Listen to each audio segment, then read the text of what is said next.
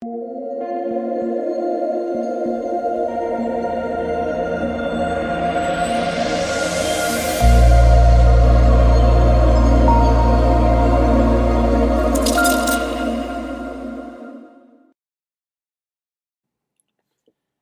what is going on, guys? It's DK. Back at you with another video here. Today the Showdown slate, NBA, the playing game with Memphis and Portland.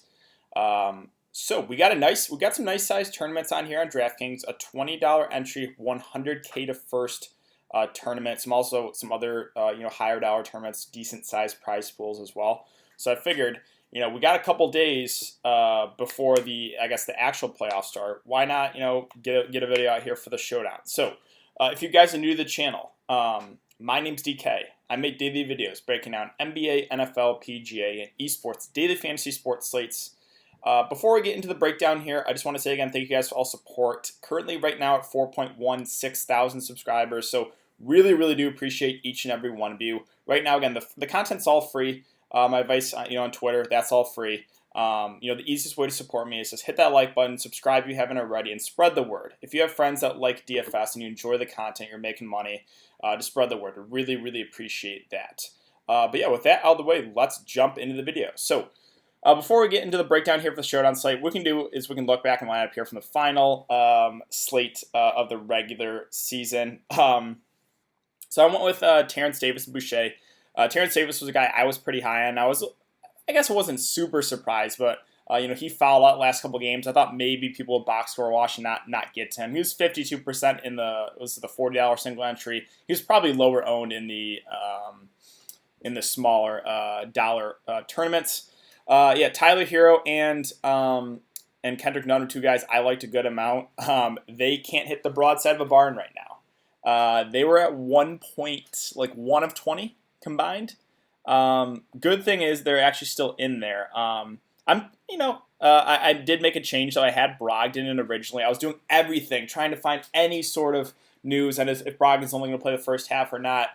I didn't get any clarity, so I went off him, and he actually is playing the second half, so I think Brogdon is probably going to be in the winning lineup. We'll see. So, those three I have right now. Currently, I have Paul George, Kyle Quinn, Harden, Thibault, and Covington. Basically, what I'm hoping for is that the Rockets play their normal guys and that Philly rests their guys. That's how I built my lineup. I think there is potential for really good value with those Philly guys. So, guys like, again, Kyle Quinn, Thibault, Korkmaz, Alec Burks, guys like that. So, we'll see how it goes. It's a really ugly slate, but that's a look back there.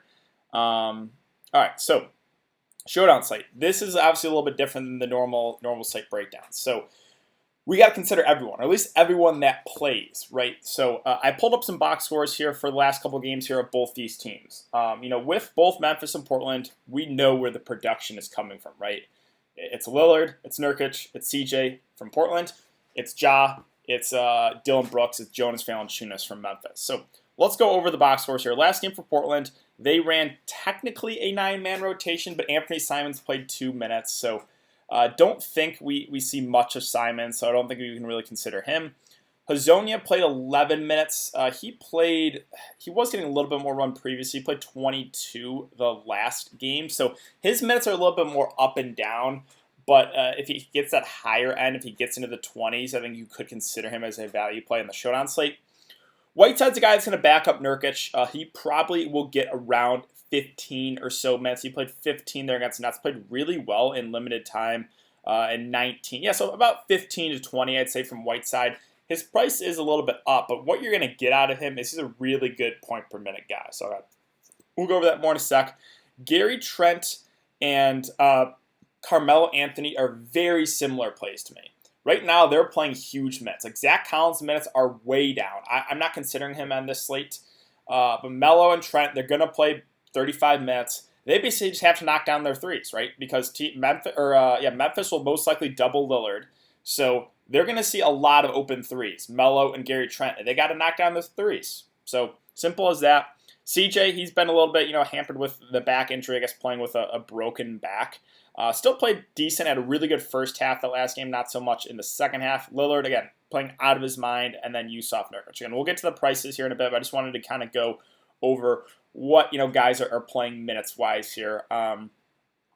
Lillard, CJ are both going to play probably around 40 minutes. Nurkic, I think we get about 30 to 35. Melo and Gary Trent will get about 35. And then Zach Collins, 20 or so. Hazonia, a little bit more up in the air, 10 to 20, I'd say. And then Whiteside about 15 to 20. That's basically the rotation right now for Portland. If we go over to Memphis, they have a slightly bigger rotation. They ran, I believe, nine-man rotation. 1, 2, 3, 4, 5, 6, 7, 8, 9. And we did get news that Tyus Jones doubtful, so don't expect him to be back into the rotation. Conchar, he's not going to be a part of the regular rotation. There are going to be 9 guys. So, again, we know where the production's coming from, usage-wise, right? It's Ja, Dillon Brooks, and Jonas Valanciunas. Tolliver's a guy that will probably get 15 to 20 minutes. I don't have interest in him on the slate. Basically, you got to take stands here. Ken Tolliver can get you there in 15 to 20 minutes. Sure, he's got to knock down the threes, but you can consider everyone. So I'm crossing off Tolliver. I mentioned I'm crossing off Zach Collins on the Portland side. Kyle Anderson and Brandon Clark are 2 very, very similar plays to me. Both should get around 25 to 30 minutes. Both are obviously not high-usage guys, but they're guys that can do it all, right? Can score the ball, assist, rebound. So I'm considering them for sure. Again, we'll get to the price breakdown in a sec. Grayson Allen's going to come off the bench. He's been getting some decent run. I think he's in play, too, on the slate. I wouldn't completely cross off Grayson Allen, who has been playing well. DeAnthony Melton also going to come off the bench. He's a guy that will, I guess, Grayson Allen is probably a little bit more scoring dependent, where Melton's the guy that's going to do a little bit more, right? Rebounds, assists, but he's also going to play less minutes. And then finally, Gorgie Jang. I actually think he's a really interesting value play on the slate. He's going to back up JV. He's probably going to get somewhere between 15 to 20-ish minutes. Yeah, let's do it. Let's get to the team-by-team breakdown now on DraftKings. So, go utility spot. Again, if you guys aren't familiar with the Showdown slate, you have to play one captain. It is 1.5x your salary. So if you throw in like a Lillard or a John Morant, the captain, then you're going to have less salary to work with. So I'll go over some roster builds too, and kind of what I'm thinking, what the chalk build will be maybe, and then what like some contrarian builds I think have upside as well. So let's start again with Memphis. John Morant is at 9.8K. He's going to be super popular. I mean, this game, both sides, there's going to be very little defense played. So I love Ja at 9.8. I think he looks like a really, really good point per dollar play on the slate. If you look at him compared to a guy like CJ McCollum at 8.8, I would just much rather have Ja Morant. Now with him and Nurkic, it's a little tougher call. I still think Ja is probably the optimal play over Nurkic. So yeah, for point per dollar, he looks really good at 9.8. Again, he's going to play 40 minutes. It is an amazing matchup. He went for a triple-double last game.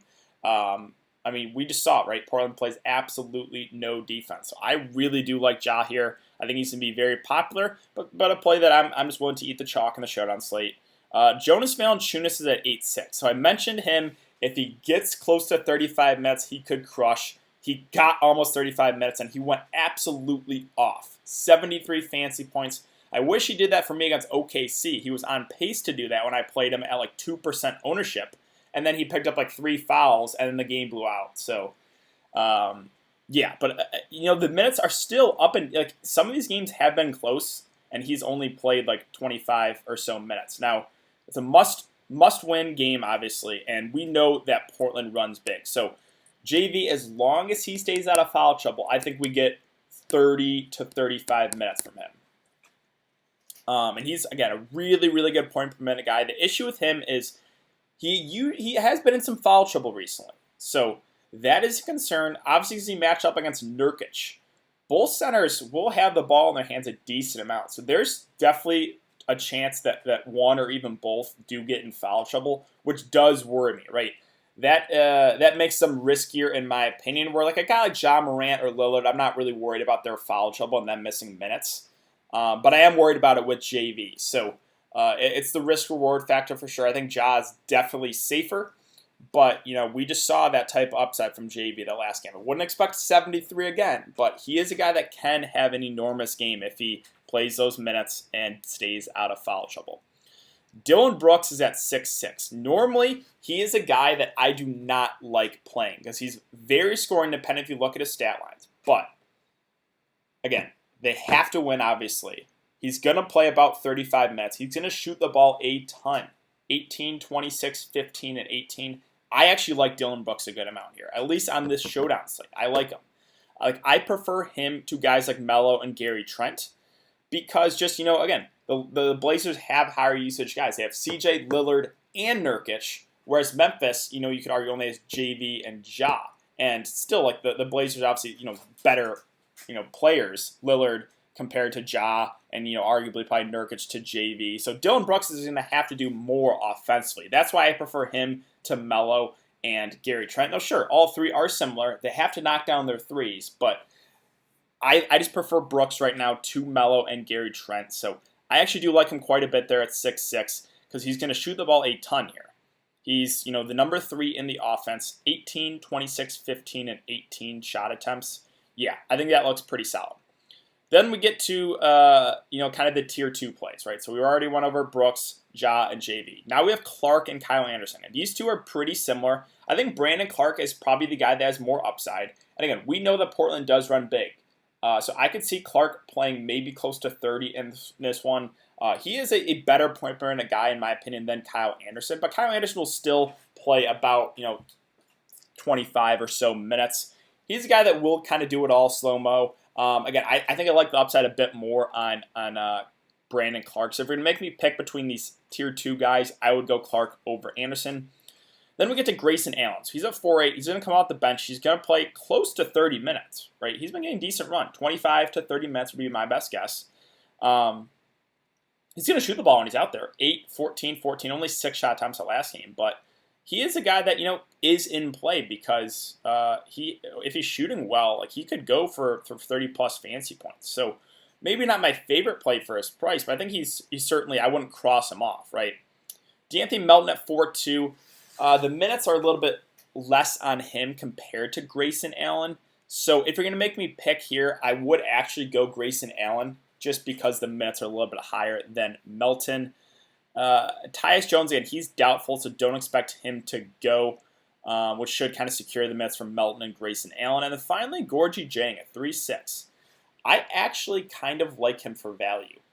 The reason being, so let's just say, again, I mentioned that there's a chance JV gets in foul trouble. If JV gets in foul trouble, it's going to be Gorgie Jang that's the biggest beneficiary. So, roster construction, if you're making a lot of lineups, definitely make a lineup without JV and with Gorgie Jang. Because if JV gets in foul trouble, it's Jang that's getting extended. And he's a pretty good point per minute guy. Maybe not as good as a guy like Whiteside on the other side, but if we get like 20 minutes out of Gorgie Jang, I think he's a pretty solid value play. And again, it's all about how you think the slate pans out. You got to play it out in your mind, right? So let's just say in this one, I think JV gets in foul trouble. So I'm going to play Gorgie Jang. So yeah, I kind of like him for value. Obviously, if JV does get in foul trouble, he is the biggest beneficiary. They could run Clark at the 5, but I would expect Jang gets most of that run if JV is in some foul trouble. Lastly, Tolliver, and he's a cross-off for me. I'm not going to do it. Can't consider everyone on these slates, so I'm not going to even consider him. I'm not going to consider Josh Jackson. He might pick up like a minute or two, but no reason to do it. We're on to Portland now. So Lillard is priced up to $12K, but man, it is a scary fade. I mentioned it the last time, even at, 11, or he was $12K too then? Yeah, I mean, it's a super scary fade. He is just on fire. It's, must-win situation here. I think you play him. Now, again, if you want to get contrarian, Lillard is going to be really high owned. Even at $12K, he's going to be super popular. He was like 96% owned in the late slate last time. So you're going to get 80+% ownership on Lillard, in my opinion. Again, roster construction. If you're making multiple lineups, you can make a lineup fading Lillard. And in the games that Lillard struggle, no real surprise here, but it's Nurkic and CJ that have the big games. So sure, for one lineup, I don't know if I would fade Lillard. I mean, you're a bold man if you're going to fade him in just one lineup like me. But if you're making multiple lineups, I think it makes sense to make a lineup without Lillard with Nurkic and CJ. Because when Lillard's struggling, it's clearly Nurkic and CJ that are having the good games. So Nurkic is at $10K. I think the price point makes him lower owned on the slate, right? Because let's just look at everyone on the slate now. So we have Lillard. We have John Morant. In my opinion, those two are going to be really popular. So That's going to eat up a good amount of ownership up top with Ja and Lillard. Nurkic is right in between them. I think he just goes a little bit under the radar, at least on this slate. He's been up and down for sure, right? He struggled in the first half against Brooklyn. Actually had a good fourth quarter to salvage his day. Went for 42 fancy points. The matchup against JV is great. JV's not a good defender. Again, I put my worry there, though, that Nurkic has also been in some foul trouble, too. He's fouled out, 5 fouls, fouled out, and 5 fouls the last 4 games. So you can make the same assumption like I did with Gorgie Jang and JV. If you think Nurkic gets in foul trouble, it's Whiteside that you want to play at 5-4. Because he would get extended a bit. I don't know if they would run. I don't think they would run Zach Collins at the 5. I don't. But I think it's Whiteside that's your clear beneficiary. So you could definitely make a lineup. Kind of hope that Nurkic gets in foul trouble. If he does, against a big Memphis team, I could see Whiteside pushing for maybe over 20 minutes. So, and he's a really good point per minute guy.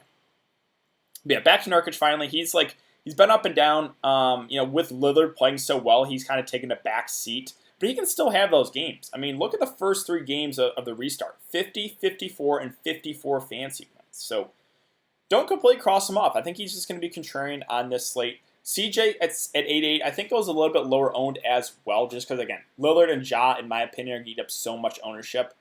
The injury is going to scare people off. He still had a good day, almost went for 50 fancy points. I have interest in CJ for sure.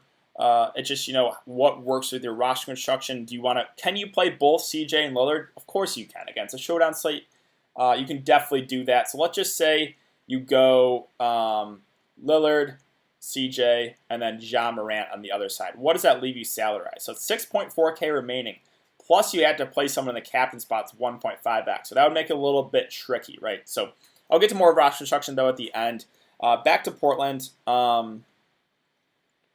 Finally, let's go to now Melo and Gary Trent Jr. Again, these two are very similar plays. Melo's a guy that will get some rebounds, though, whereas Gary Trent is strictly scoring dependent. Both have to hit their corner threes, though. And if Memphis doubles Lillard, which I think is possible, it's Melo then Gary Trent that have good upside. So, I think they're viable. Again, they just have to knock down their corner threes. They're both going to play 35-plus minutes. They're going to have open looks. They have to hit them. So they're certainly in play. For me, I'd probably give that slightly, though, to Dillon Brooks on the other side at a similar price, just because I think he has to do a little bit more for Memphis offensively, whereas Trent, Melo kind of more stand in the corner, shoot threes guys, even though Brooks is a little bit scoring dependent as well. And then again, Whiteside, I mentioned him. If you think Nurkic gets in foul trouble, Whiteside looks really good. Collins is a guy I'm staying away from at 4-6. The minutes are just trending down on him, 23, 20, and 17. Not looking good. Him, Tolliver, or cross-offs for me. Hazonia's at 2-8. If you need a dart throw, I think he's in play. Now, sure, the minutes are up and down on him. 11, 25, 22, and 11. But he is a guy that, if he gets extended a bit, if he gets to 20 minutes, don't be surprised if he gets you 20 fancy points. And then you would probably need him on the slate. So he's risky because the minutes are up and down, but if he does get extended, he could be the best value on the slate at that price point. So let's now talk about roster construction, right? So in my opinion, I think this is gonna be a very, very popular start to the Showdown lineup. It's gonna be Lillard in the captain, Ja Morant, and Dillon Brooks, right? So that leaves 5.2K remaining.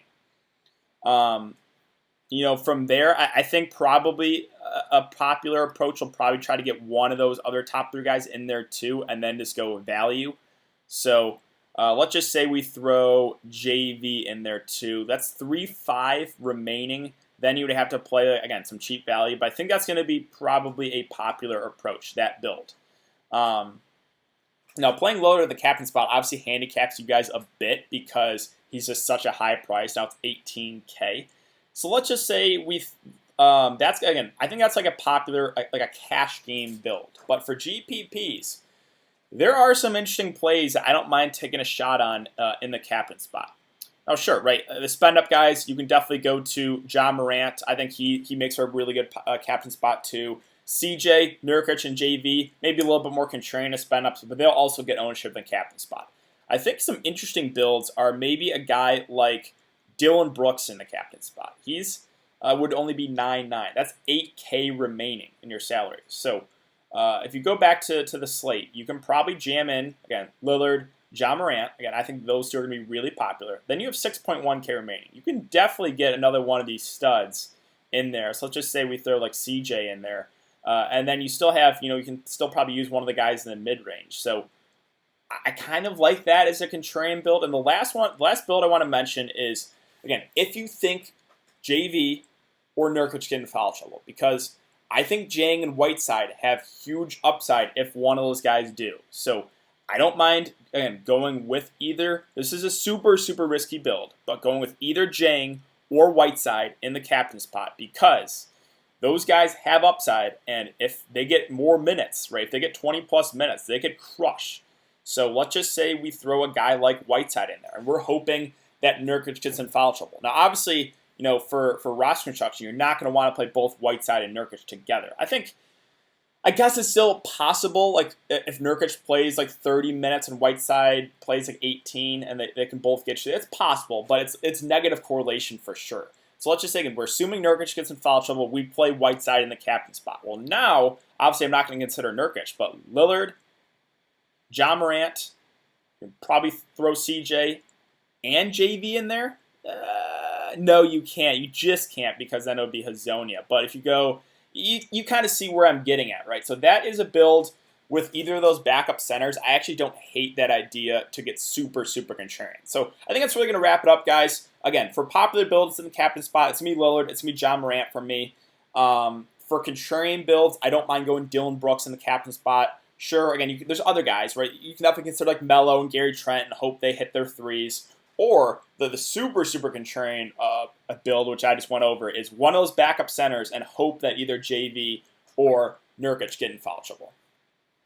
So that's going to wrap it up, guys. I hope you guys have a good day. I believe if Memphis wins, then they play again on Sunday. If Portland wins, it's over, I think. So if Memphis wins, I'll have a video up for the Showdown slate on Sunday. If not, I will have, obviously, a breakdown for the playoff slate on Monday. So thanks again, guys. Hope you guys have a good weekend, and I will see you all later.